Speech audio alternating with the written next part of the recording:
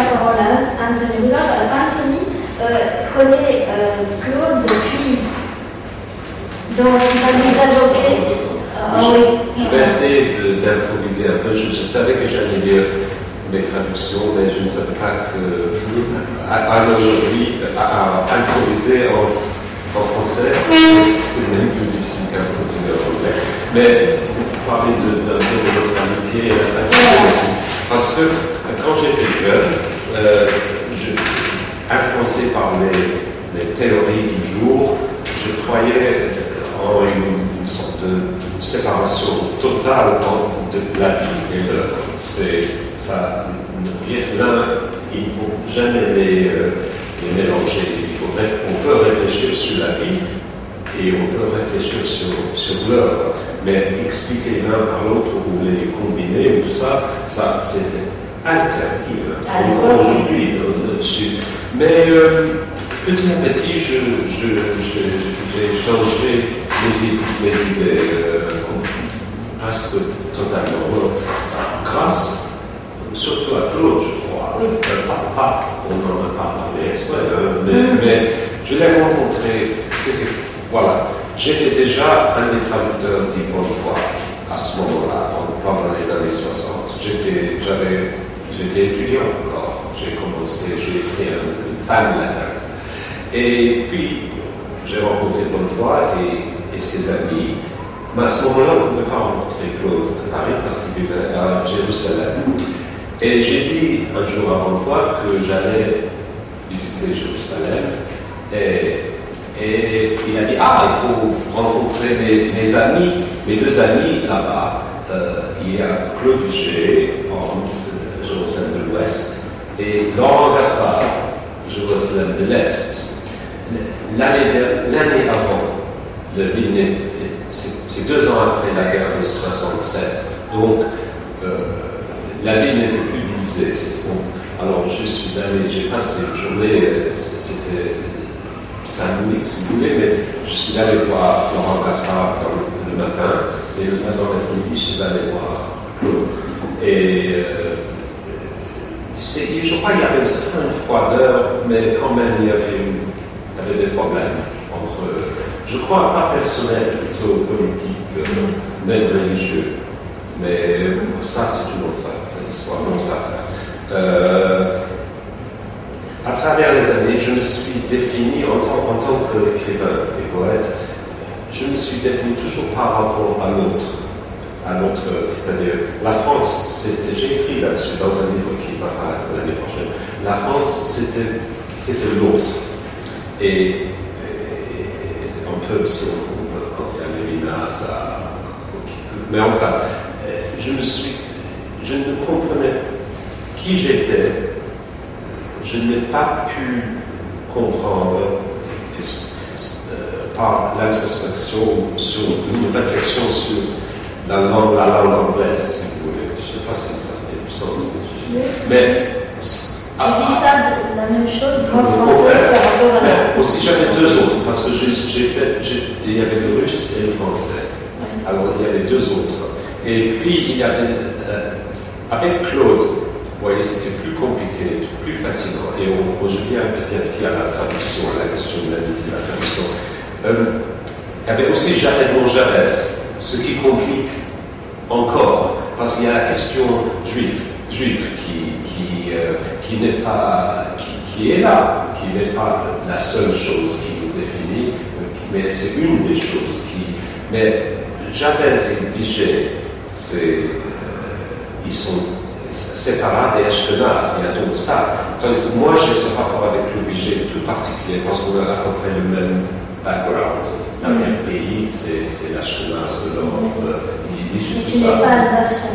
Je ne suis pas alsacien, mais donc il y a tous ces, c'est des milliers de possibilités de parler de la vie, mais finalement, la question de traduction,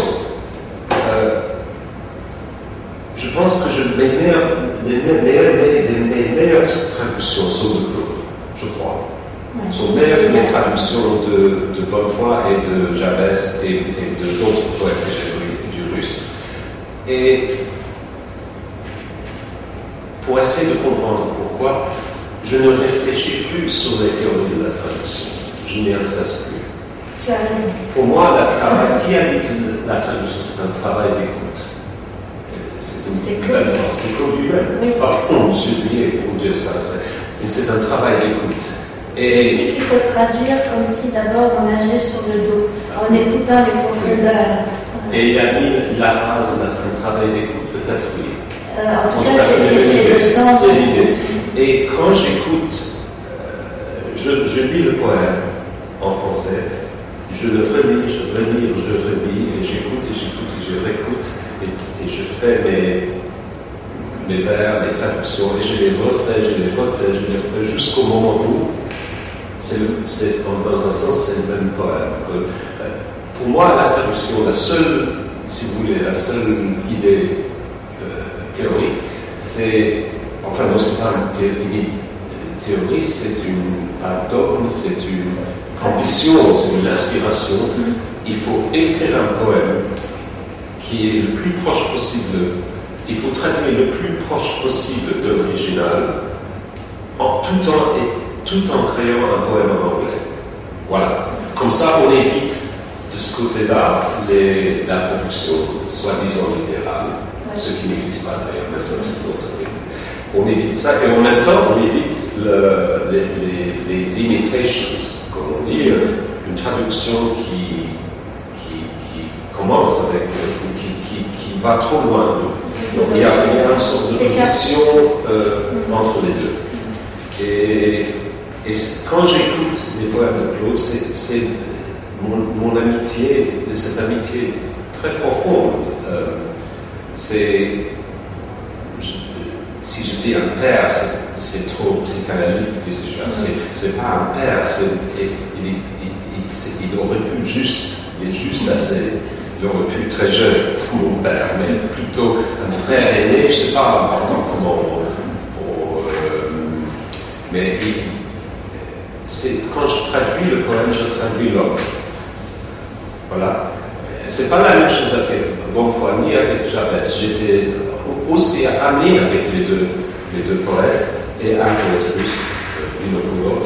Mais l'amitié était quand même. Je ne traduisais pas l'amitié.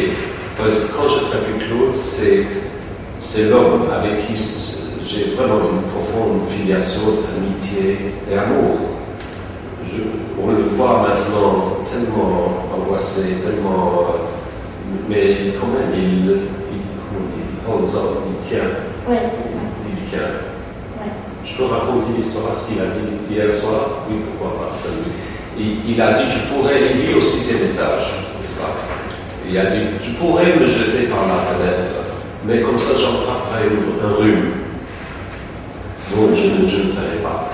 Donc si quelqu'un peut dire ça à son âge, donc il est toujours avec nous, en esprit, en vie, et... Avec de l'humour, c'est super. Et l'humour, justement, c'est cette résistance à la pente, à l'oubli. Il adorait, dans le temps, avec Victor Malka, les histoires, il a changé les histoires dramatiques. Ben voilà, c'est tout. J'ai improvisé. Je ne sais pas si ça a oui, c'est très très bien. Et justement, tu me fais penser, du point de vue de la critique littéraire de l'œuvre de critique littéraire de Claude Vigée, on a republié les éditions Horizon, Daniel Cohen a republié des essais majeurs de Claude Vigée sous le titre « Rêver d'écrire le temps, de la forme à la forme ». Et justement, j'ai écrit la préface de ce livre et je montre bien que la critique de Claude Vigée, c'est un mouvement, l'expression est de Martin Buber, l'événement de la reconnaissance. C'est donc un mouvement de reconnaissance de la voix de l'autre et non pas une considération formelle ou esthétique sur un texte considéré comme autonome. Et ça, je crois que c'est essentiel. Je crois qu'on a besoin de cette voix maintenant, justement, après toutes ces longues années où on a trop considéré le texte comme une chose indépendante de la voix qui apportait du souffle qui l'emportait. Donc je n'avais pas mentionné ça, mais je pense que édition Horizon rêvait d'écrire le temps de la forme à l'informe. Et d'ailleurs, Claude était venu le 6 octobre dernier aux éditions Horizon pour une présentation de ce livre. Et nous avions eu un dialogue qui était vraiment très, très beau, que vous retrouverez dans Temporel. On ne sait pas encore, on n'a pas encore eu le temps tout de suite, mais ça va venir, puisque j'ai déjà annoncé. Alors, on va peut-être maintenant faire place complètement à Claude en lui prêtant vos voix.